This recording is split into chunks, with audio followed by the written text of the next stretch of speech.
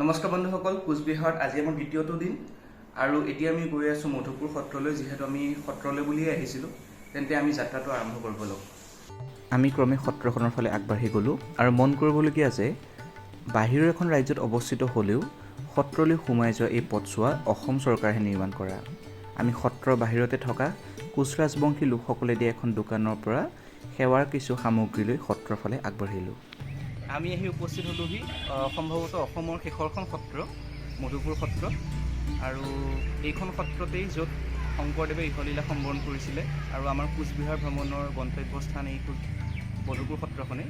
তেন্তে আহক আমি সত্ৰৰ ভিতৰলৈ সোমাই যাওঁ। সত্ৰলৈ সোমাই গৈ আমি প্ৰথমে শৰাইৰ বাবে নিয়া নৈবেদ্যসমূহ আগবঢ়ালোঁ আৰু তাৰ পিছতে সত্ৰখনৰ চাৰিওফালে এটা আভাস পাবৰ বাবে আমি ইফাল সিফাল গ'লোঁ। তাত গৈ দেখা পালোঁ যে সত্ৰখন দেখাত অন্যান্য উদাসীন সত্ৰসমূহৰ দৰে একেই, যদিও বা আন্তঃগাঁথনিৰ দিশেৰে সত্ৰখন যথেষ্ট আগবঢ়া। ইয়াত থকা ভকতৰ সংখ্যাও অতি কম, মাত্ৰ 6জন খুব সম্ভৱ। আৰু সত্ৰখনৰ পৰিৱেশ অতি শান্ত আৰু নিৰ্মল। আৰু ইয়ালৈ গ'লে থকা খোৱাৰো সুন্দৰ ব্যৱস্থা আছে, গতিকে আগ্ৰহী তীৰ্থযাত্ৰীসকলে সেই বিষয়ে বিশেষ চিন্তা কৰিব নালাগে। যিহেতু এই সত্ৰখন ঐতিহাসিকভাৱে যথেষ্ট গুৰুত্বপূৰ্ণ, সেয়েহে সুবিধা বুজি আমি তাতে এটা সৰু সাক্ষাৎকাৰ গ্ৰহণ কৰিছিলোঁ। গতিকে সত্ৰখনৰ বিষয়ে এটা থুলমূল আভাস পাবলৈ এই সাক্ষাৎকাৰটো আপোনালোকৰ বাবে আগবঢ়ালোঁ। প্ৰকৃততে শংকৰদেৱ গুৰুজনাই ইয়াতে তেখেতে ইহলীলা সম্বৰণ কৰিছিলে নে সেয়া প্ৰকৃততে এক ইচ্ছামৃত্যু হ'ব পাৰে নেকি? যেতিয়া শৰণ বিচাৰিলে, হয়, আচলতে তেওঁৰ ইচ্ছামৃত্যু।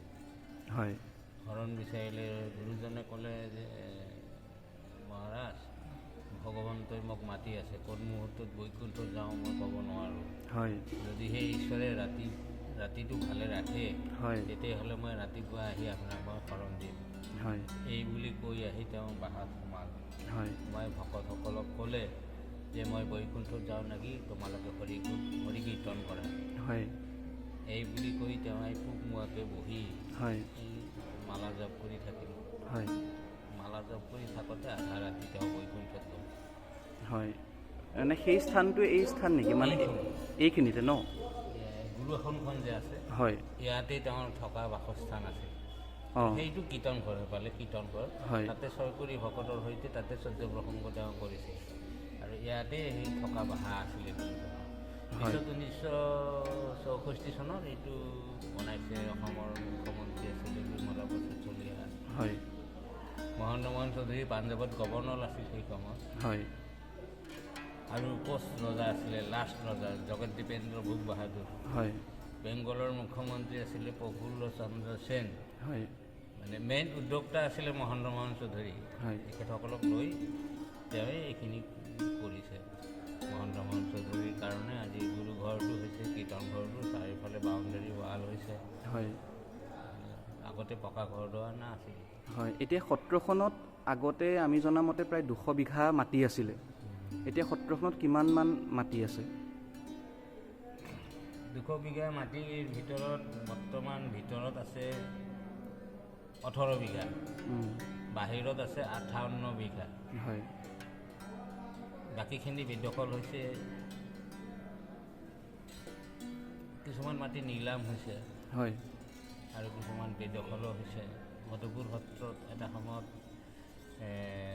ভকত শূন্য হৈছিলে ভাৱ। হয়, এজন ভকতো নাছিলে।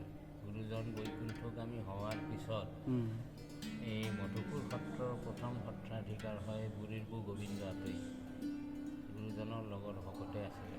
হয়, এই বুঢ়ীৰবু গোবিন্দ আতৈ উঠি যোৱাৰ পিছত, বৈকুণ্ঠগামী হোৱাৰ পিছত মধুপুৰ সত্ৰৰ এই সত্ৰাধিকাৰ মানে পদবীলৈ ছয়কুৰি ভকতৰ ভিতৰত মানে অলপ কেঁচাল লাগিল। হয়, এফালে নিৰঞ্জন আতৈ, এফালে ভৰি ভঙা দামোদৰ আতৈ, তিনি কুৰি বিভক্ত হ'ল। হোৱাৰ পিছত ভকতসকলে বিভিন্ন জেগাত গুচি গ'ল। যোৱাৰ পিছত মধুপুৰত ভকত শূন্য হ'ল, এজন ভকতো নাছিলে। পিছত গুৰুজনে সপনত দেখা দি ক'লে যে তোমালোকে মধুপুৰ পুনৰ যাই তাতে অক্ষয়বন্তী প্ৰজ্বলন কৰি তাতে তোমালোকে স্থাপনা কৰা গৈ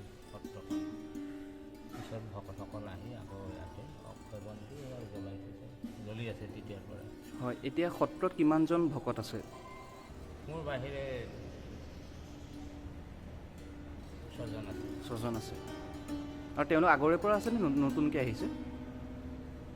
আগৰ পৰা আমি দুজনে আছোঁ, এজন বিশ্বজিৎ দত্ত আৰু মোৰ দুজনে আগৰ ভকত আছোঁ, হয়। বাকীখিনি নতুনকৈ আহিছে। হয়, আৰু পশ্চিমবংগৰ চৰকাৰৰো অৰিহণা আছে নে সত্ৰখনৰ প্ৰতি? পশ্চিমবংগ চৰকাৰৰ কোনো অৰিহণা নাই।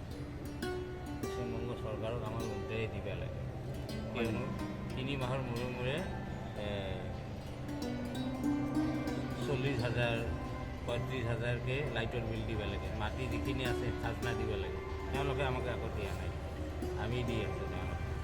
অসম চৰকাৰে ঘৰ দুৱাৰবিলাকহে বনাই দিছে, পৰিচালনাৰ ক্ষেত্ৰত অসম চৰকাৰৰ দায়িত্ব লোৱা নাই, বেংগল চৰকাৰৰ দায়িত্ব লোৱা নাই, কেন্দ্ৰীয় চৰকাৰৰ দায়িত্ব লোৱা নাই, কোনো দায়িত্ব লোৱা নাই। এই আমাৰ সত্ৰ সমিতি এখন আছে, পৰিচালনা কমিটি এখন আছে, আৰু মধুপুৰ সত্ৰ তদাৰক কমিটি এখন আছে। এই তেওঁলোকে ভকতসকলৰ লগত চলাই আছে। গতিকে মানে আপোনালোকে তীৰ্থযাত্ৰীসকল যিসকল আহে তেওঁলোকে যিখিনি অনুদান দিয়ে সেই অনুদানেৰে চলি আছে। আৰু ইয়াত খেতি মাটি যিখিনি হয় হয় কিনিব নালাগে, আমাৰ ভকতৰ হৈ যায়। হয়, আৰু এই সত্ৰখন 10 মুকুতাৰ থান বুলিও কোৱা হয়। 10 মুকুটৰ থান, গুৰুজনৰ লগত 10জন ভক্ত আছিলে,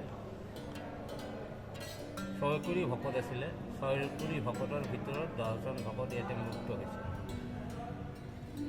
হয়, হৰিহৰ আতৈ, নিৰঞ্জন আতৈ, গোপাল আতৈ, শ্ৰীৰাম আতৈ, গুৰুৰপু গোবিন্দ আতৈ, চেৰেঙীয়া শ্ৰীৰাম আতৈ, ভৰিভঙা দামোদৰ আতৈ, এনেকৈ 10জন ভকত ইয়াতে মুক্ত হৈছে কাৰণে 10 মুকুটৰ থান বুলি কয়।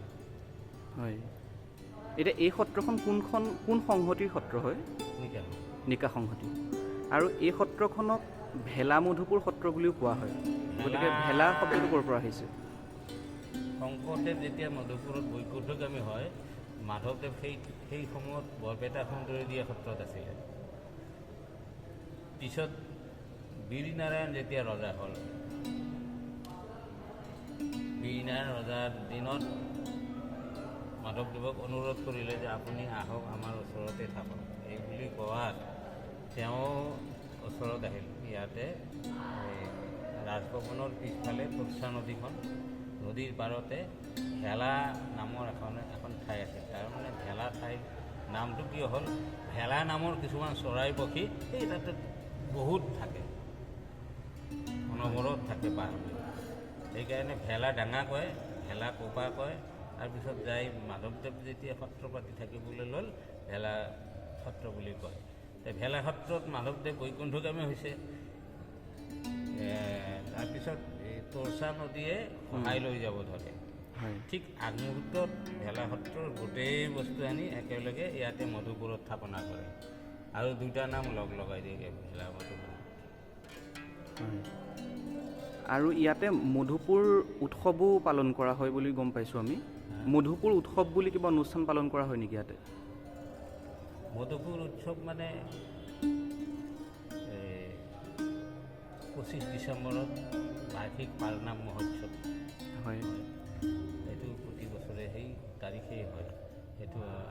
আৰু মাঘত এই মধুপুৰ সত্ৰৰ যিজন মানে প্ৰথম সত্ৰাধিকাৰ, মই যে আগতে ক'লোঁ, গুৰুৰপু গোবিন্দ আতৈ, তেওঁৰ তিৰোভাৱ তিথি মাঘৰ শুক্লা তৃতীয়াত পালন কৰা হয়। 3 দিন কীৰ্তন চলি থাকে, দ্বিতীয়া তৃতীয়া চতুৰ্থলৈকে 3 দিন কীৰ্তন চলি থাকে। আকৌ পঞ্চমীৰ পৰা 5 দিন ৰাস উপলক্ষে ইয়াতে মেলা হয়। তেতিয়া ভকত বৈষ্ণৱসকল অসমৰ পৰা আহেনে? অসমৰ আহে, বেংগলৰো আহে, চবৰে। হয়, আৰু এই অঞ্চলটোত যিহেতু আপোনালোকৰ ভাষা বেলেগ, সংস্কৃতি বেলেগ, অসমৰ পৰা বাহিৰত আছে, তেনেকুৱাত সত্ৰীয়া যিবোৰ পৰম্পৰা সেইখিনি আপোনালোক 6জন ভকতে অব্যাহত ৰাখোঁতে কষ্ট হয় নেকি, বা কিছুমান প্ৰত্যাহ্বানৰ সন্মুখীন হ'ব লগা হয়নে আপোনালোকে? একো কষ্ট নহয়। ভাষাটো বেলেগ হ'লেও ইয়াৰ মানুহখিনি বুজি পায়।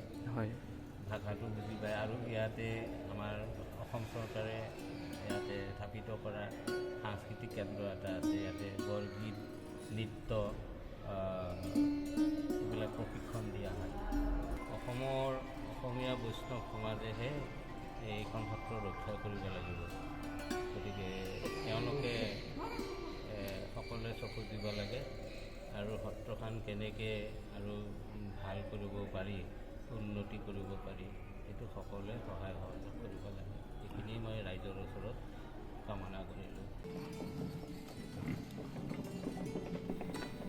সত্ৰৰ পৰা ওলাই আহোঁতে গম পাইছিলোঁ যে তৰচা নদীখন সত্ৰৰ ওচৰতে অৱস্থিত, যাৰ পাৰতেই শংকৰদেৱৰ অন্ত্যেষ্টিক্ৰিয়া সম্পন্ন হৈছিল।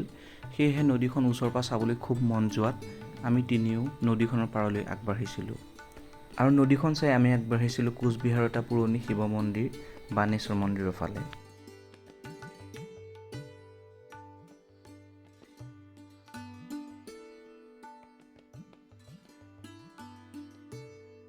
মন্দিৰ ফুৰি এইবাৰ আমি গ'লোঁ বাণেশ্বৰৰ এটা দৈৰ ঘাটিলৈ। আমি গম পাইছিলোঁ যে বাণেশ্বৰৰ দৈ খুব বিখ্যাত, সেয়েহে ৰিক্সা চালকজনে আমাক নোকোৱাকৈ তালৈ আমাক লৈ গৈছিলে। আৰু এইবোৰ দৈ বনাবলৈ অকল বেলেগ কাৰবাৰ দেখোন। আৰু দৈৰ এনেকুৱা ঘাটি দেখিলে কোন ৰৈ থাকিব পাৰে। ইমান সুস্বাদু ডাঠ দৈ যে আমি গোটেইকেইটাই প্ৰায় 1 লিটাৰ দৈ কিনি আনি খুব তৃপ্তিৰে সেই দৈ খালোঁ। আৰু ইয়াৰ লগে লগে আমাৰ কোচবিহাৰ যাত্ৰা শেষ কৰি আমি পুনৰ হোটেললৈ বুলি আগবাঢ়িলোঁ।